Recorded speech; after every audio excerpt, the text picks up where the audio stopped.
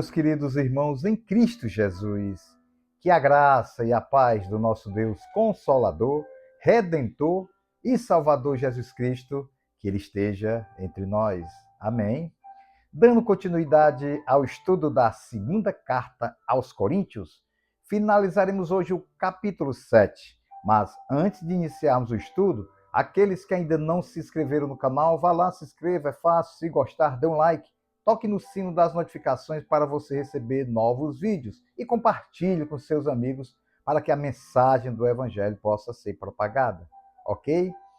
Aqui nesta parte final do capítulo 7, Paulo está muito alegre, está consolado, está feliz com os irmãos da cidade de Corinto. Todo o contexto aqui do capítulo 7, onde Paulo dá orientações à igreja, muitas vezes dá um puxão de orelha. E aqui, no final desse capítulo 7, ele vai dizer que está alegre, está feliz por causa dos irmãos em Coríntios que entenderam a mensagem do Evangelho. Vamos então iniciar a partir do versículo 12. Portanto, ainda que eu vos tenha escrito, não foi por causa daquele que praticou o mal, nem por causa daquele que foi prejudicado, mas para que diante de Deus vos fosse possível perceber a si mesmos como sois dedicados fraternalmente a nós. Por todas essas manifestações de afeto, fomos revigorados. Além do ânimo que recebemos, alegramo-nos muito mais ao contemplar a alegria de Tito, porquanto sua alma, semelhantemente, foi contemplada com o encorajamento que recebeu de todos vós. Pois eu havia declarado a ele que estava orgulhoso de vocês, e não fui decepcionado por vós. Mas como tudo que vos afirmamos era verdade, assim também o orgulho que manifestamos a Tito se provou verdadeiro. E o carinho dele para convosco é ainda mais intenso, ao recordar da obediência de todos vós e de como o recebestes com temor e tremor. Alegro-me por poder depositar plena confiança em vós. Veja bem, meus queridos irmãos, em Cristo Jesus. Nessa mensagem, o apóstolo Paulo se mostra alegre, se mostra feliz, se mostra orgulhoso pelos irmãos lá da igreja de Corinto. Para que possamos compreender a alegria, o orgulho de Paulo pelos irmãos em Corinto, nós olhamos para trás nos estudos anteriores que fizemos aqui. E lá nos estudos anteriores vimos que Paulo escreve uma carta muito contundente, uma carta muito disciplinadora para a igreja de Corinto. E Paulo achava que os irmãos não queriam mais nem saber de Paulo, porque ele foi fiel ao Evangelho, ele foi fiel a Deus. Ele falou da verdade do Evangelho da graça. Mas aí, quando Tito vai até Corinto, ele fica entusiasmado, porque ele vê que os irmãos em Corinto, eles compreenderam a mensagem do Evangelho. No início, eles ficaram um pouco chateados com Paulo, mas eles entenderam que seguir a Cristo é viver o Evangelho verdadeiro, é ser um espelho de Jesus Cristo, e não viver como o mundo vive. Então, Tito, que foi até Corinto, leva a mensagem para Paulo: olha, eles estão alegres, eles se alegraram comigo também, estão alegres com você. Ele manda felicitações a você, Paulo. Os irmãos em Corinto conseguiram entender que o que você falou para eles é mensagem de Deus, não tem nada a ver porque algum deles fez o mal ou foi perseguido por alguma coisa assim, não. Paulo simplesmente falou da palavra de Deus. Tudo isso aqui é porque Paulo tem zelo pelas coisas do alto. Paulo tem zelo pelo evangelho. Então, ele não tem medo de falar a verdade, mesmo que alguns possam se chatear, porque a mensagem ela tem que ser confrontada. Trazendo essa mensagem para nós da igreja cristã contemporânea, Muitas vezes ficamos felizes com pessoas que conseguem entender o Evangelho, pessoas que viviam no mundo e se convertem ao Senhor Jesus Cristo, e aí a gente fica muito alegre, a gente fica orgulhoso pelaquela pessoa ter encontrado Cristo, pois Cristo é o caminho que leva à salvação.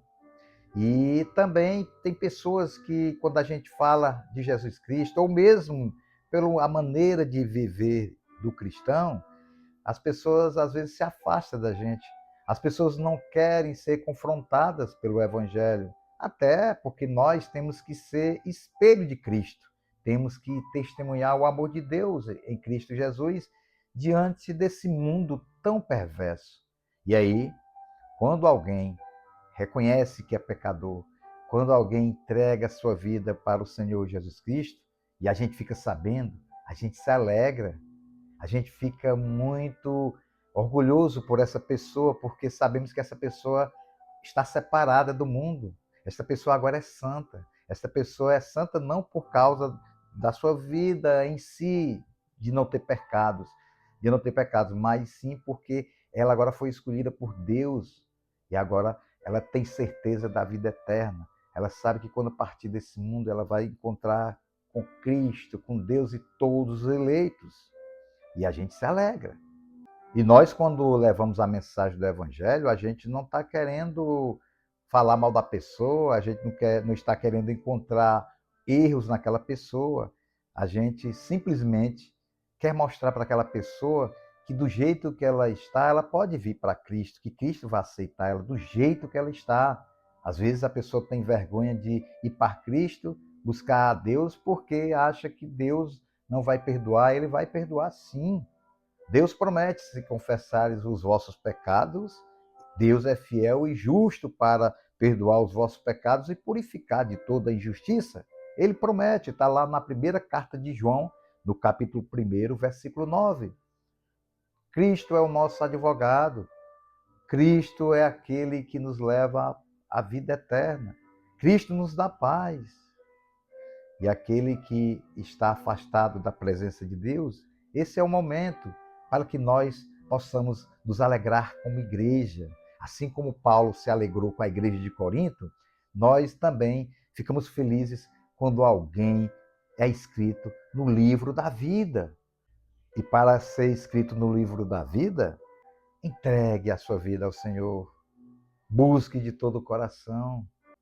Ele está aí esperando que você abra a porta do seu coração para ele entrar, cear, fazer morada e você ter certeza da vida eterna.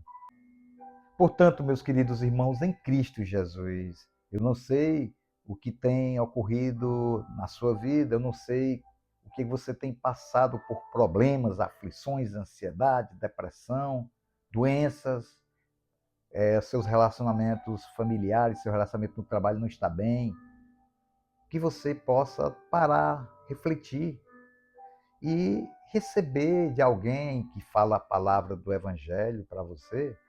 Receba essa mensagem, mesmo que seja uma mensagem de confronto, mas a mensagem que chega para você é a mensagem de Deus e Ele não está te julgando.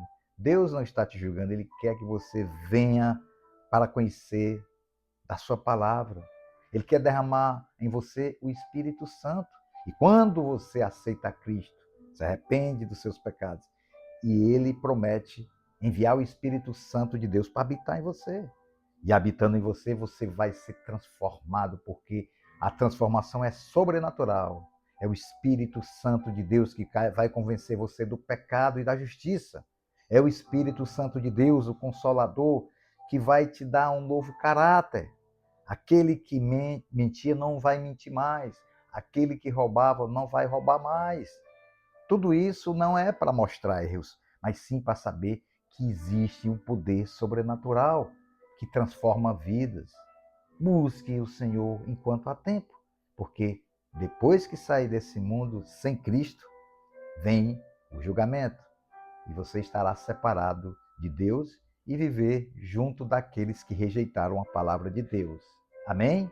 Querido Deus, Pai amado, Senhor, glorificado seja o teu santo nome, Pai. Te pedimos que o Senhor possa estar derramando a tua graça, o teu poder chamando ao arrependimento muitas pessoas que ouvem esse vídeo, que veem e que ainda não compreendem a mensagem do Evangelho, às vezes são cristãos nominais, que não entenderam ainda internamente o sobrenatural da tua presença. Se manifesta, Pai, revela-se nesses corações para que eles possam encontrar paz que excede todo o entendimento humano. É isso que nós te pedimos e agradecemos em nome de Jesus. Amém.